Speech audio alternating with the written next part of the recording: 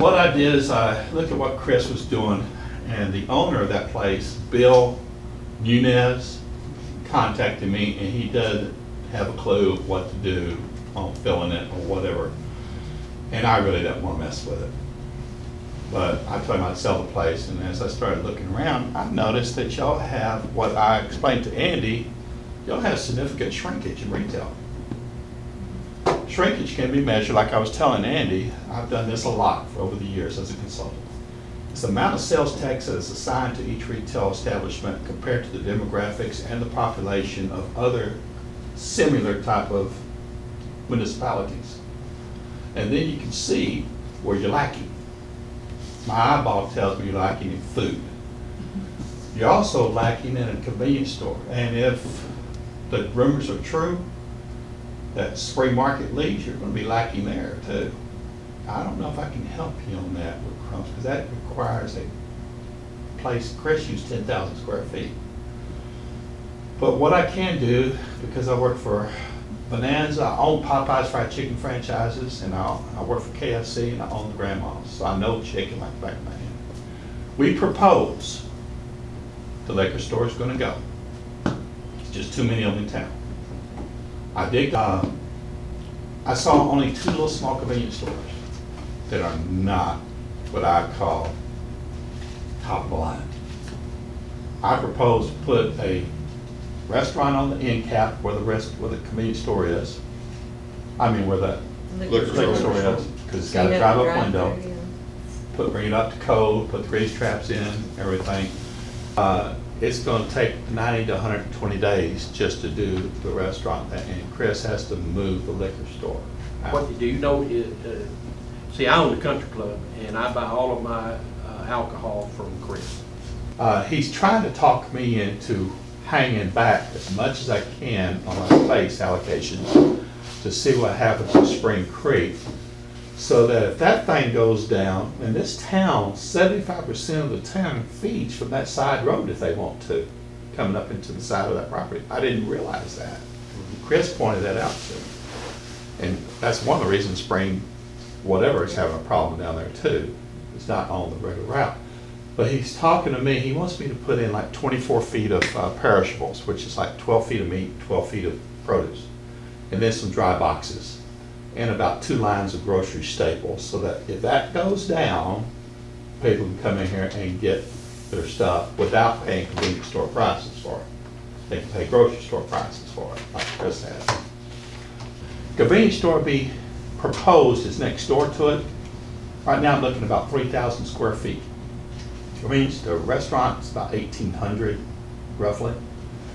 I was going to put a food service in there, just something quickie, but I decided not to, because I was going to look at Chipotle, and I think you get a better Mexican type of service from the wagon. So I went and talked to her. She said she's talked to a bank. She's willing to look at putting her place into the center. Excellent. In the work? Into the center. Okay. Do She away needs with help. trailer. I have a guy who will buy the center as an investor with me. So if that happens, I can help her. You know, I can build it out and let her pay it back through the rent over a period of time. But she's not very financially where I want to be on something like that. But we can work out something. We can get it done. I think that would be a great place for about a 2,500 square foot place that seats about 100, 150 people for what she does, and it doesn't kill her on there for the rent and everything.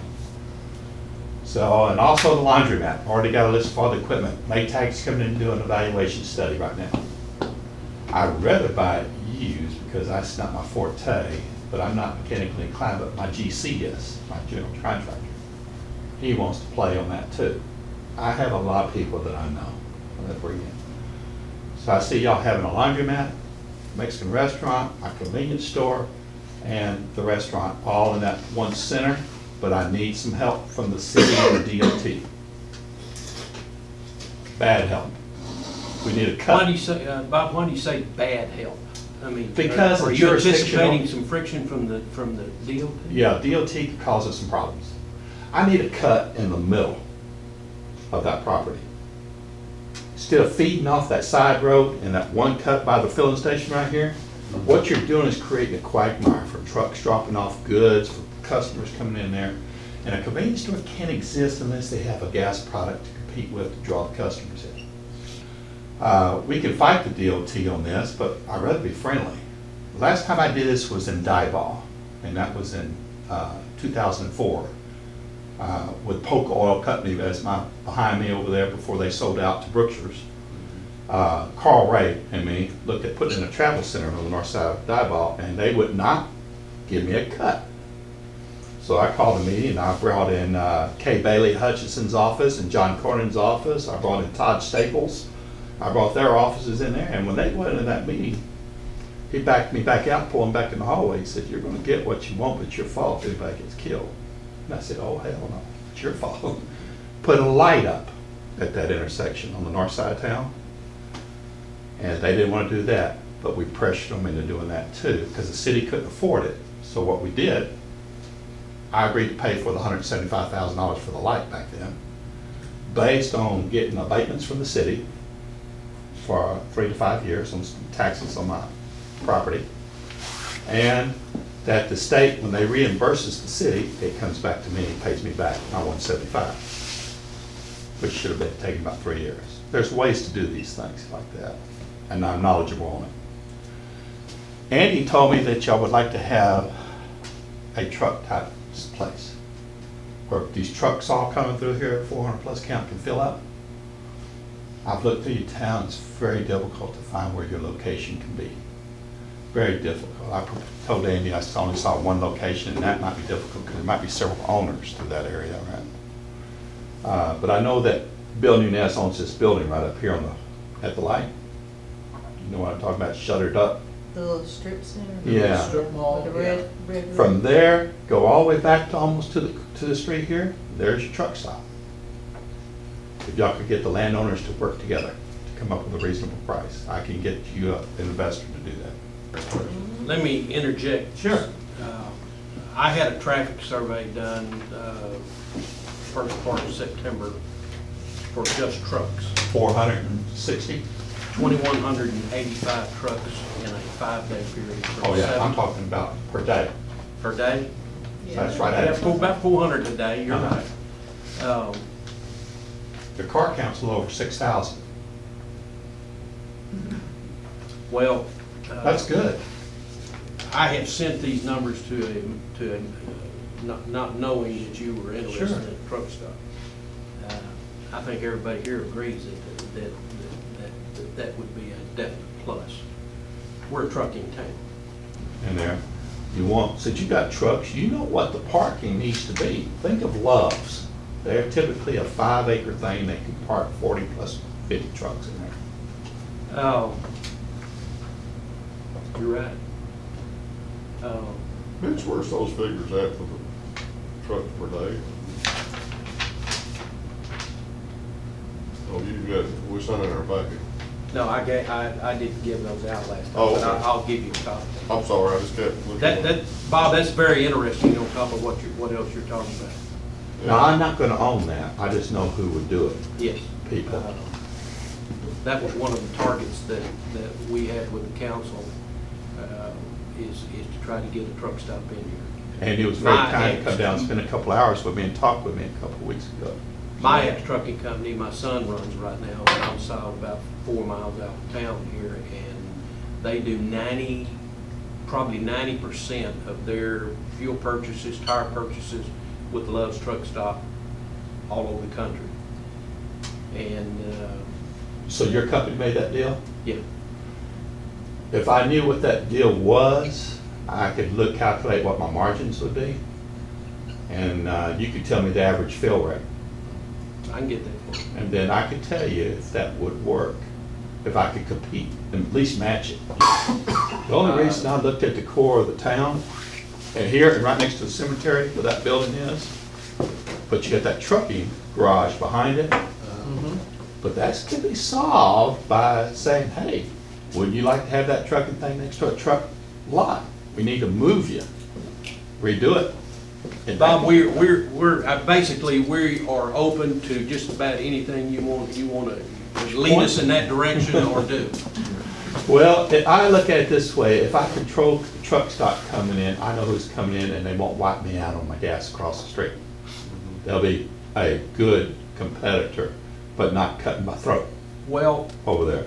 Your gas is high out here. Oh, the yeah. old, helping him do whatever we need to do about the other possible ventures.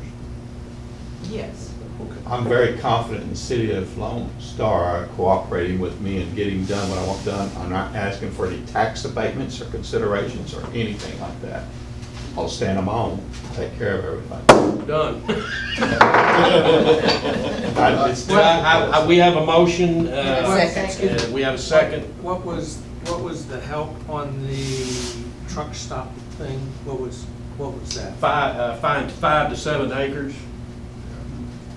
And with his approval, he says he will proceed with that. There was a comment that he made earlier, we were talking about traffic counts.